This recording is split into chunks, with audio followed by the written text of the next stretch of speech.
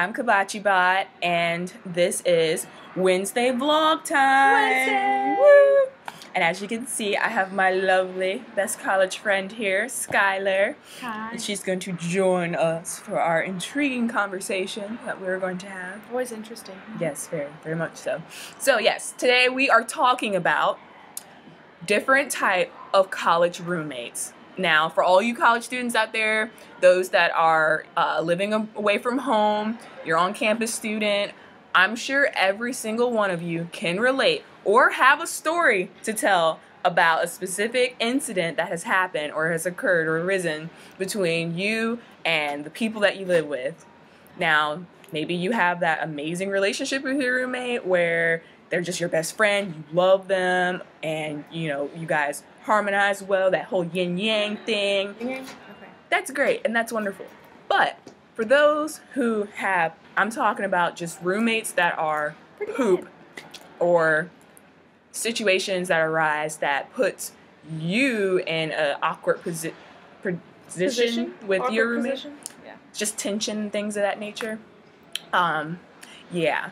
And ironically, I'm a commuter, so I really don't live on campus, but my friend here, she lives on campus, and she'll be able to elaborate a different type of college roommate problems that has arisen and that she personally can attest to. Yeah, poor Chelsea, I'll learn you the ways of all the bad roommates. Actually, after hearing some of your stories, I'm actually quite happy that I live off campus and don't have to deal with a whole bunch of drama. So, let us begin.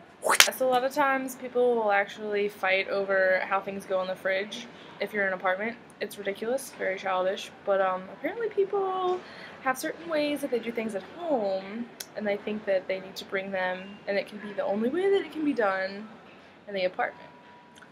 So very picky in particular. Really picky. Yeah, I can see how that works. And explain a little bit, just for our viewers, that how the living situation is here at our university. You mean like with the apartments and stuff? Yeah, like how many to an apartment and well, at our university, you can have apartments, and you can either have 2 people in the apartment, 3 people, or 4 people, and we have a 4-person.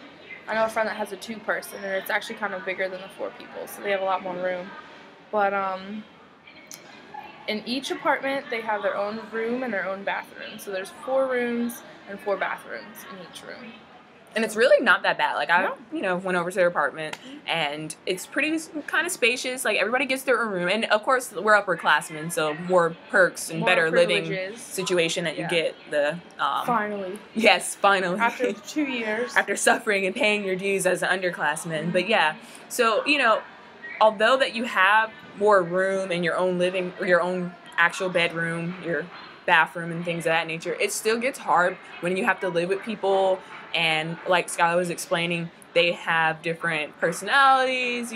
Sometimes it's just that one personality trait that can irk you, but you learn to just it can get a little tough, but you learn to get along. To live with it. Yeah. And it's one thing if it's just like only one personality quirk that one or a couple of your roommates have. But if you have like a roommate that's absolutely like their mission in life is to be just extremely against the grain on every single thing the rest of the roommates agree upon or try and get done, whether it be scheduling out cleaning duties or cooking, who's going to cook that day, or groceries or whatever, you always have that one difficult person. Now, our next talking point we have is that one person that is just really creepy. Like, their personality is just, ugh. And although sometimes you can pick who your roommates are, and maybe it's like friends you've acquired throughout the years, so by the time you get to your junior, senior year, you're like, yeah, same group of friends you're going to be living with. But, if something happens and somebody goes down, I don't know. Going down? You mean like we kill them or something? Yeah, like go down, get voted off the island, no. And you have a new roommate that gets welcomed into your clique or your group, and that person is just like not clicking, like just completely not vibing with the flow of everyone else, and they're just either creepy or there's some tendencies that they have that just really makes you think that they're probably packing some weapons and gonna shoot up your school. Like knives. Yeah, like knives or something. Yeah. And so if your kitchen knives disappear, you might wanna wonder. I know one of my fears is that if I had to live with a whole bunch of different people that I did not grow up with and know on a deep personal level, because you never really know who you live with or who you are friends with, I guess, to a certain degree, who they were. But if I get some creepy vibes, you best believe I'm sleeping with a knife or a taser up under my pillow every night. I'd go with the taser. I don't know about y'all, but I ain't trying to be that one student getting their throat slit in their sleep. Who do you think lives here? Lots of creepy people. Lots of creepy people.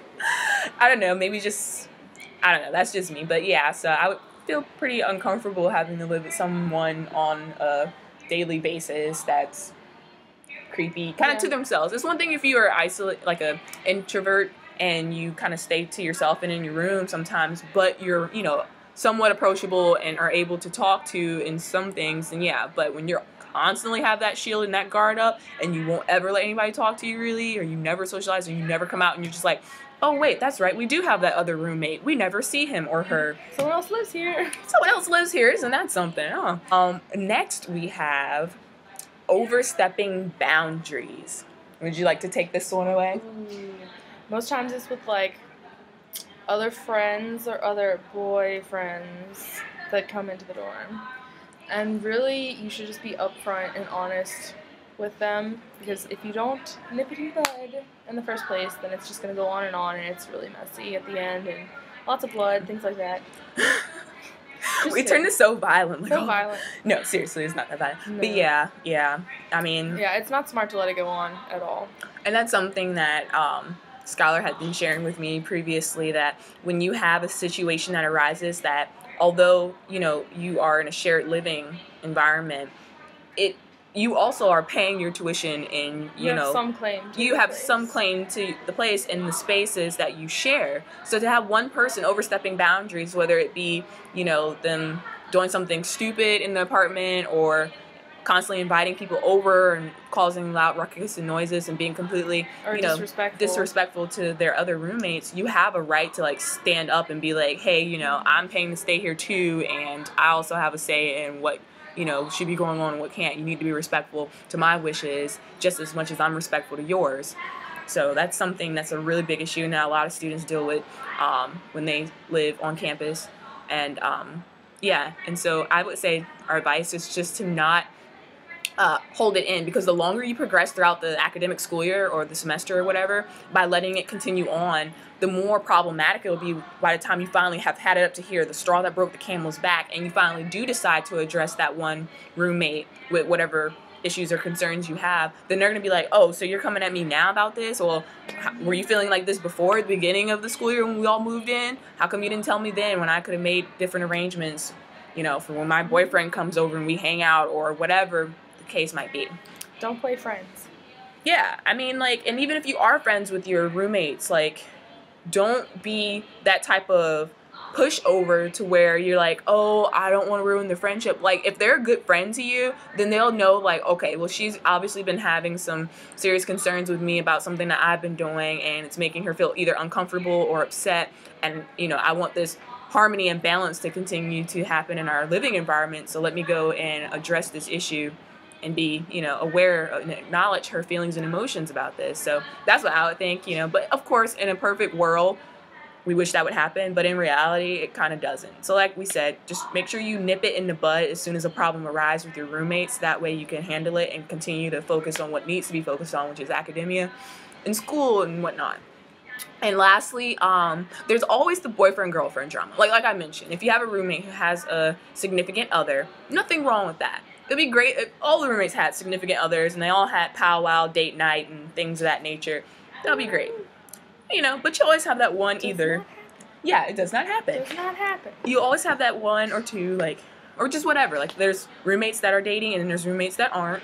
And when you have a roommate that is dating and their significant other is constantly coming over to the fact where it's pretty much like he or she lives there in your apartment or your dorm with you, whoa, that's a little bit too much. Now, again, it's one thing when you have a group of friends, other friends of theirs come over, shared living environment. We get that.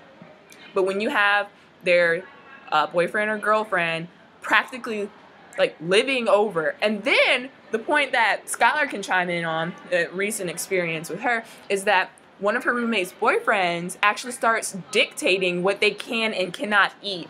Mind you now, he ain't paying for none of their groceries. He's not contributing to any of the meals that they cook or plan for throughout the week. Just because he's the boyfriend of one of her roommates, he feels like he's entitled to pretty much boss around and, you know, pretty much express his claims to whatever they do in their dorm or apartment, and that's not right. No, you should always speak up. Yeah. Yeah. You'll always speak up about it. Another thing is sexile. That's never fun. Exile? Sexile. Sexile? Sexile. Can you elaborate for our viewers what sexile is? Sexiling is, and it's always when like the boyfriend is from out of state or like not at the university. Mm-hmm. But usually that's when it happens.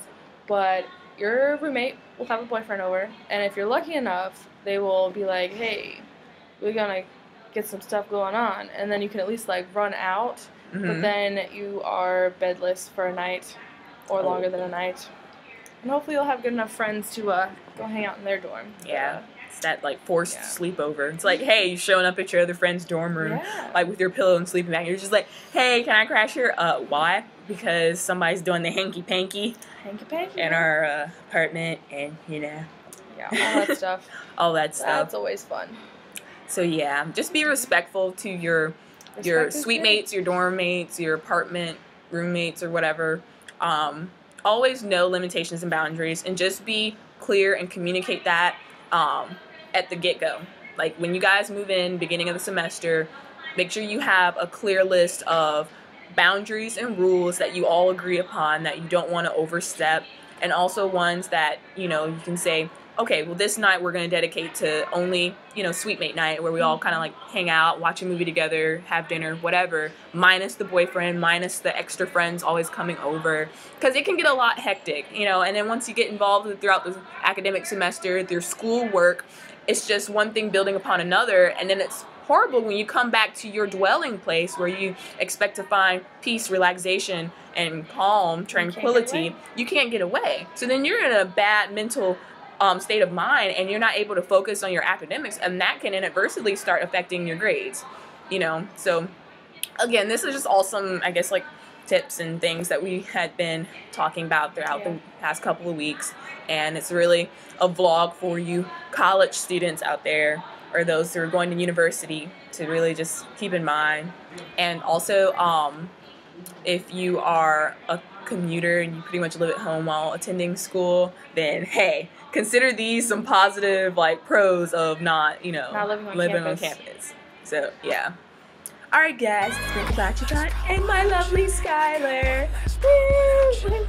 And I shall see you later.